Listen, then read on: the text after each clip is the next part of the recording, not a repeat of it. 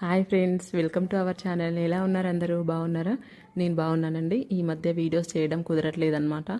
ఎందుకంటే ఇంకా పిల్లలు ఇద్దరు ఇంట్లోనే ఉంటున్నారు. మోక్షి స్కూల్ లేదు కాబట్టి ఇంట్లోనే ఉంటున్నారనమాట. సో వాళ్ళని చూసుకోవడమే సరిపోతుంది. అది కాక ఇంట్లో చాలా వేడిగా ఉంటుందన్నమాట. నైట్ టైం అయితే అసలు పడుకోవట్లేరు.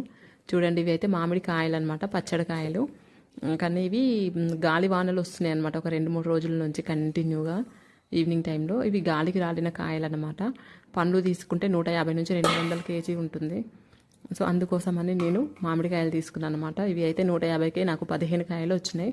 చాలా గట్టిగా ఉన్నాయి అనమాట, చాలా గట్టిగా ఉన్నాయి.